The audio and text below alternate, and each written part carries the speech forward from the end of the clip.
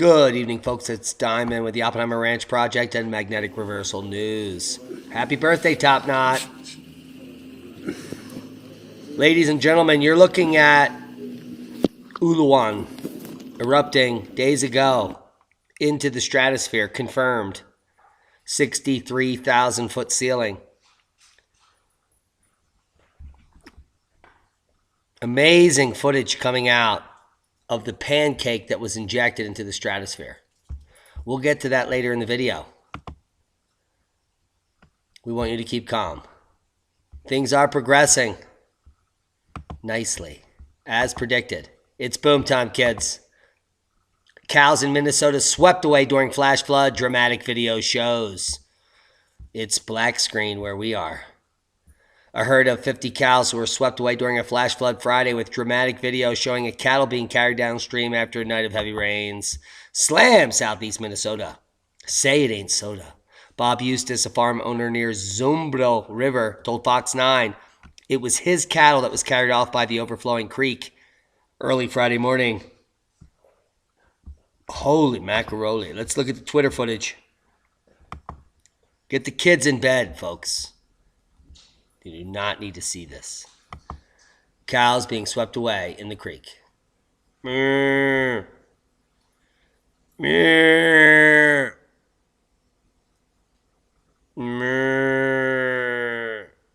Now, lucky for the cows, they're fat asses. And this isn't moving that fast.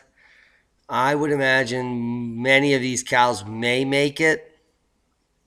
Anybody's guess. But I digress. There I am. Boom! Back in the corner, which isn't a schmorner. It is a Leak Project hat, though.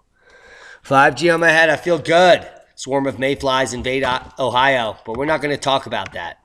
We're going to talk about the grand solar minimum update. With any Midwestern rainfall this summer, the Missouri River could flood the lower basin region. Apparently, the upper basin region is already flooded. What happened in spring bodes ill for the summer, which is a total bummer. March storms in the Midwest caused significant damage to the levee system of the Missouri River. And now, any strong or frequent rainfall this summer could be a total bummer. Trigger flooding along the lower Missouri River, experts say. Kevin Lowe, service coordinator hydrologist at the Missouri River Basin Forecast Center, a National Weather Service office, told CNN Friday that it's been a very wet spring, and it all started in March. During that month, more than 7 million people were under flood warnings because the convergence of a snow belt, a bomb cyclone, snowstorm, and heavy rain in the heartland. There's a tornado. I said it. Severe thunderstorms could bring hail, lightning, heavy wind to 47 Pennsylvania counties. Thank God I'm not there. I hope you're safe, babe. I love you. The severe thunderstorm watch is in effect until 9 p.m. Saturday for York, Adams, Franklin, Lebanon, Dauphin, Lancaster, and other counties in the region. That's where they make pretzels, dude. It's awesome. Amish much. The severe thunderstorm could bring hail, lightning, and heavy wind gusts to the regions Saturday afternoon, according to the National Weather Service and State College. Wind gusts to 60 miles per hour and quarter-size hail, which is way bigger than a crack rock unless you're, you got that money. Hail damage to vehicles is expected. Expect wind damage to trees, roofs, and siding. Unless you installed it yourself like Diamond. And it's never going anywhere. Unless, of course, the magnetic revert, Jan Thomas and all. Good times.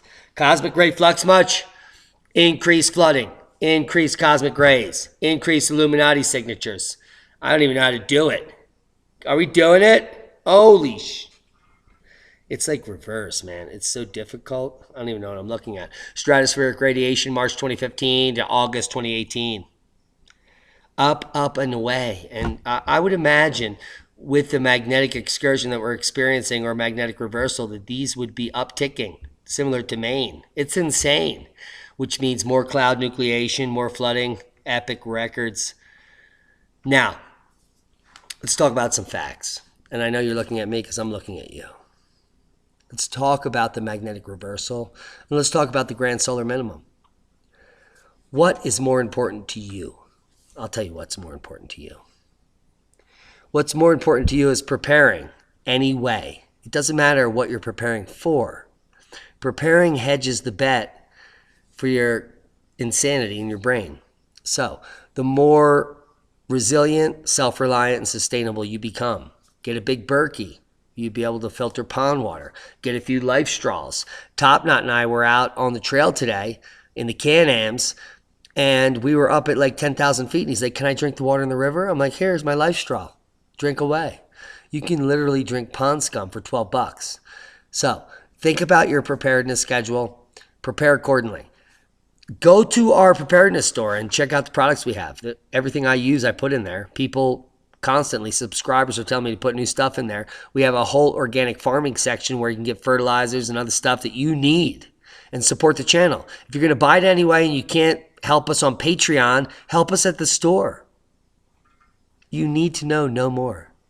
Stratospheric radiation will be increasing for the rest of your lifetime. And with the coming work of Zarkova, it's not looking good for the coming decades. Now, the grand solar minimum is the least of your worries. What we're living is a magnetic reversal. We're right on the flexure point. I was wondering what was going to happen. I've studied this my entire life, geologically. We are on the sea level fall surface. It's anyone's guess what that means, but this sea level fall surface is an erosional surface followed by a depositional environment that is completely different directly above it. That's much shallower. So what we're about to experience is probably an epic drop of sea level. And that means there's going to be a snowball Earth situation in the next 100 or so years, which happens during glacial periods. Maximum glaciation, last one about 26,000 years ago, was called the Wisconsinian, which was rapidly ended about 11,500 years ago during the Younger Dryas events. The first, the second, the Middle Dryas, and the Younger Dryas, and the other Dryas, and so on and so forth. Now, these are events that paleoclimatologically we know about. I mean, I've studied them my whole life. This is my whole life dedication. Paleoclimatology. Proxy data. Interpreting what other things are telling us is happening, including tree rings, oxygen isotopes, argon, and other rare elements. All these things added together give us a clear picture of what has happened over the last several million years. And we have clear data with the GISP-2 as well as the Antarctic Ice Project. We know what's going on in the North and South Poles, and we can correlate this data as major upswings and downswings in glacial ice. So it's not like the powers that be don't know what has happened in the past. We're talking geologic timescales, paleoclimatological. The problem is they haven't brought this into the IPCC at all. The IPCC only looks at recent, modern instrument data. They don't even want to mention what happened back in 1934, let alone what happened back in 1880 or in the 1600s and so on and so forth. Spore minimum. The medieval warming. The Roman warm. Never discussed. You know why? I'll tell you why. Because if you incorporate the facts into the protocol, you're fluxed. Iowa DNR, late winter, snow, spring, rain, dampened pheasant, quail nesting, outlook. Grand solar minimum much? What else would explain it? It's damp and cold and extra snow and rapid snow mountain, blah, blah, blah. It's because of global warming. All these things are happening. We have record snowpack in North America, one of the top 5 in recorded history. We have record summer snows. We have sun, snow, and slopes for the 4th of July at Snowbird in Utah to have a 4th of July skiing event. You know when the last time that happened? 2009, during the last solar minimum, you pricks. Are you picking up what we're putting down? Because I can't put it down any longer. but I'll continue. It's the first time since 2011, which was the end of the last solar minimum, which lasted from 2009 to 2011. The resort has been able to allow 4th of July snow activities. And that's tonight's first boom. If you're picking up the data and you're putting it down in your brain, you can realize that record snowpack is going to continue to melt, because last night's low temperature here where I live in the high mountains is 50. We see that 5 or 10 times a year. And this is early in the season to be seeing a 50-degree high at night. It doesn't happen that often. And that's going to continue the snow melt. So the snow's going to drain out in the mountains.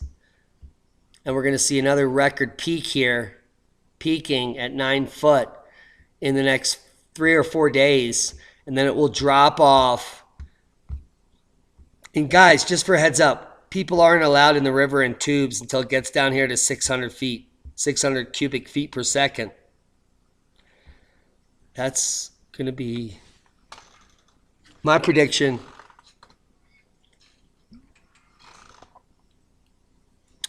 July 14th.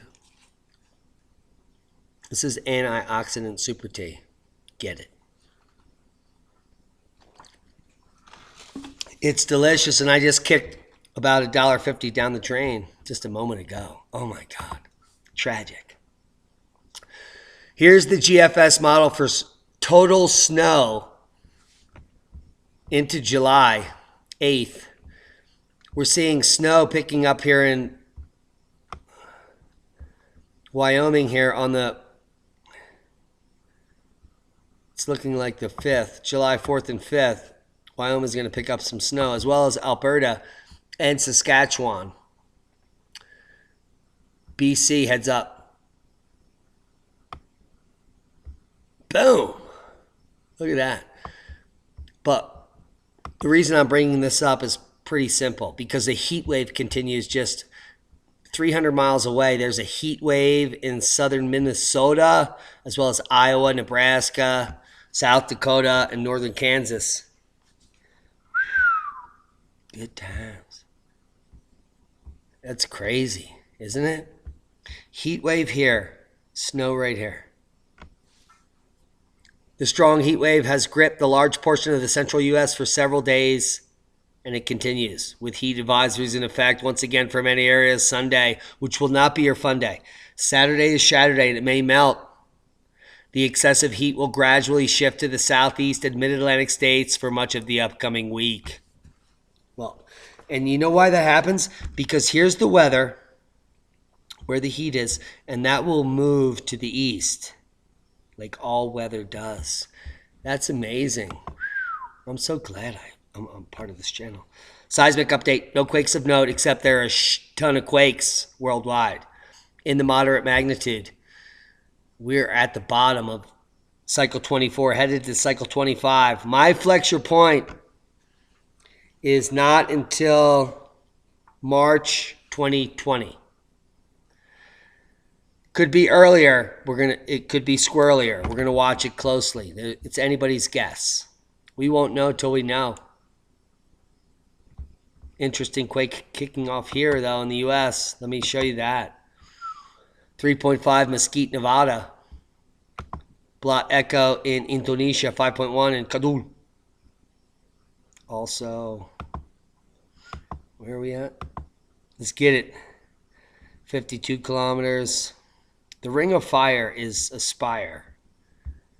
And soon there will be a funeral pyre, and we'll report on it. Ulawun volcano to 63,000 feet 3 days ago. Ash cloud warning still in place, but ash seems to dissipate quickly. Now, the activity at the volcano seems to have decreased a lot or ceased 2 days ago. At the end of a very violent eruptive phase, satellite observations show that the impressive umbrella cloud topping and spreading as a circle more than 150 kilometers in diameter in the lower stratosphere. Holy shit. Where is that, man? Where the fuck is the lower stratosphere? Ah, here it is.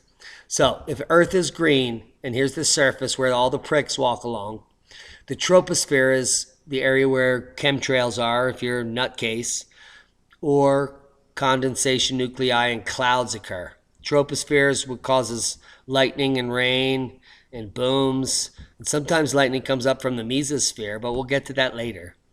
The stratosphere here is a different layer. So the troposphere recycles quickly. It's like the air cycle. It's called the weather cycle. And in the stratosphere, if you blow particulates up into this particular region, they may last up here for 1 to 3 years, sometimes longer. This is where the ozone occurs here between 20 and 28 kilometers. That's the ozone area. And if you put a bunch of chlorofluorocarbons up into that region, it will absolutely destroy the ozone. Now, if you put a bunch of sulfur dioxide and other chemical particulates, it will reflect the sunlight back into space through the mesosphere. And that will increase the albedo effect and cause cooling down here in the troposphere and the Earth, which is why we predicted the grand solar minimum to have started just 1 year ago or so. It's anybody's guess, because until it's over, we won't have nailed the dates from the beginning to the end. Anyone who tells you different is full of shit, and they can suck it. Now, let's talk about the stratosphere versus the troposphere and the cooling of the Earth. Any volcanic eruptions that enter the stratosphere have been proven to cool the Earth, and we'll cover that in a video tomorrow night, maybe the day after. Depends on how much sleep I need. But the stratosphere, when you inject aerosols into this particular region, they can linger for days, months, decades, and years. And according to the eruption report, let's get to it. We have activity up to 45,000 feet, including explosive activity continuing with volcanic ash being injected to 45,000 feet. 45,000 feet. That's right up here in the commercial jet area, 10 miles, maybe 12 miles. That's all in the stratosphere, approaching the ozone. Now, not only that, we have 55,000 feet, and we certainly have 63,000 feet, or 20,000 meters. That's 20 kilometers, folks. 20 kilometers brings us to the base of the ozone layer and well into the stratosphere. Now, if we see an eruption above 30 kilometers, we would expect it to cool the Earth for 5 to 15 years. But this particular eruption is just going to cool us down a tippy-touch from 1 to 3 years.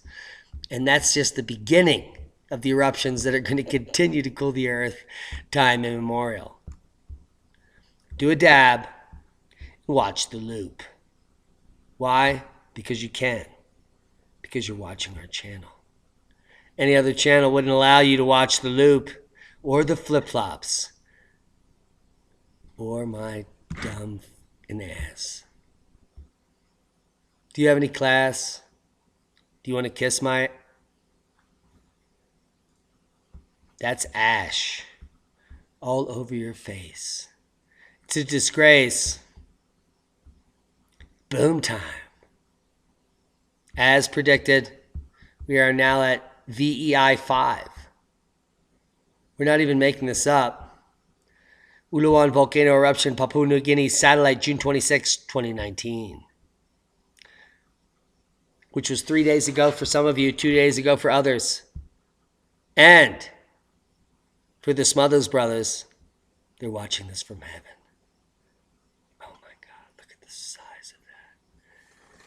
Oh my God, did you see how big that was? That was a big one. Do a dab.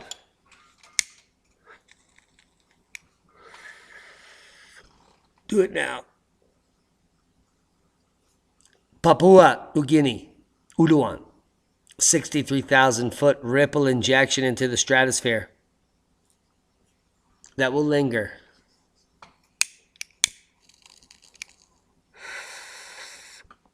Next stop, Iceland. It's coming. It's coming.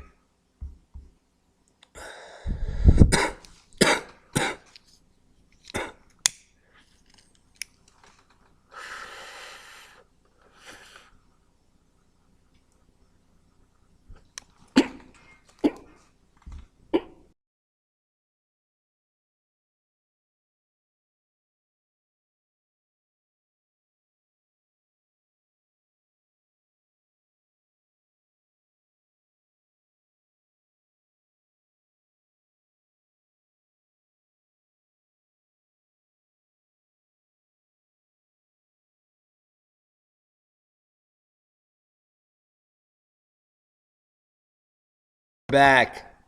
We're back. I hope you didn't smoke crack because you probably saw your toaster in the morning. And if you have children, well, the state will come and take them. Now, let's get to some facts. VEI, Volcanic Explosivity Index. VEI Index, the Volcanic Explosivity Index. 0 through 8. 8, we're talking all you fearmongers in the, Yellowstone realm. But let's get to the brass tacks here. Plinian, VEI 5. Paroxysmic, greater than 10 kilometers. Plinian, greater than 20 kilometers. That's where we're at. 63,000 feet. 10 to 20. So we're right at the VEI 5-6 cusp on this eruption, which happens between 12 and 50 years. Substantial tropospheric injection, substantial in both accounts. Significant stratospheric injection on the VEI 5. Substantial on the 6. So we have a significantly substantially significant injection, which anyone would be proud of if they were looking to get laid or have a baby. Wow. I can only say that because we're 10 minutes in. So at 63,000 feet, we're just tippy-touch penetrating to the ozone up here above 20 kilometers, which is up into the stratosphere, which is big news. VEI 5, cusp 6, Ulawun, which no one is reporting on. Nobody. Nobody cares to dare but Diamond. Massive asteroid explodes above Puerto Rico mere hours after detection. Holy erection of the dissection of the detection of the asteroid. Could you imagine if that was coming in your apartment window and nobody told you? Well, I'm going to tell you now. We have it live. We're now demonetized. We love you.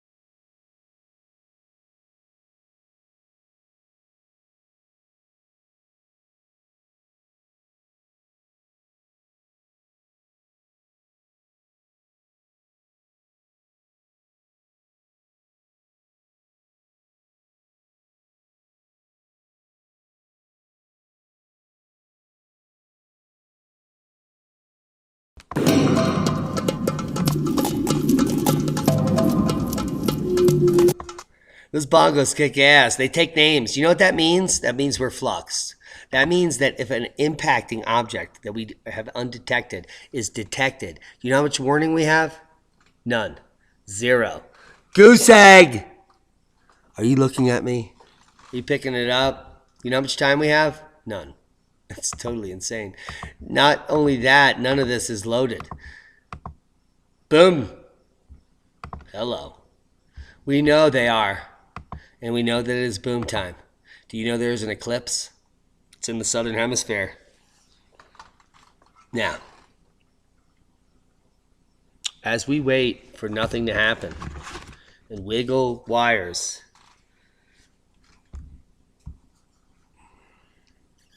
we want you to know how to watch the July 2nd solar eclipse from anywhere in the world. South America will host the first total solar eclipse since 2017's Great American Solar Eclipse, where everyone lost their balls and took their names and said that Jesus was coming, and you can tune your watch to the magic. It's going to look like that. It's going to look like a big black dot. The Pacific Ocean, Chile, Argentina will get a great look at the total solar eclipse on Tuesday, July 2nd. If you can't get to South America, well, you can watch it on TV. Exactly what your fat ass wanted anyway. You can instead watch this eclipse unfold on your fat ass, according to Diamond. The eclipse will trace a path of totality, of total darkening over a narrow swath of a place where no one's ass will ever get to because it costs too much money and people may rape them and abduct them in that region. And over the land across Chile and Argentina, where they clip the nuts of chickens with scissors and do other things.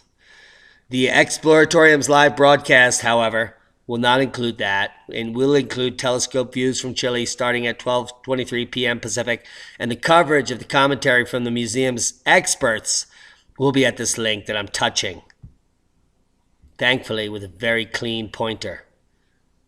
NASA scientists at 1 p.m. Pacific. You can also catch the eclipse goodness through the museum's Total Solar Eclipse 2019. They must be watching the show. I can't even believe it. They actually said that. Now, what's more insane is that I just shut down the actual link that had a video we could play and continue to make this podcast even longer and more demonetized. I wasn't even thinking. I'm sorry. Thanks, Top Knot, for being here. Happy birthday! Where is it? Anyway, Top Knot and I went over to a secret area by the Snow Lodge, which will soon be Leak Project City or whatever it's going to be called. Infinite Abundance. Maybe the Organic Church of Infinite Abundance, but this page is totally shut down, so we're not going to see that. That's insane. That is the CIA blocking me. Or the Illuminati. However you want to look at it. Here's the live stream, which is not even live yet. So,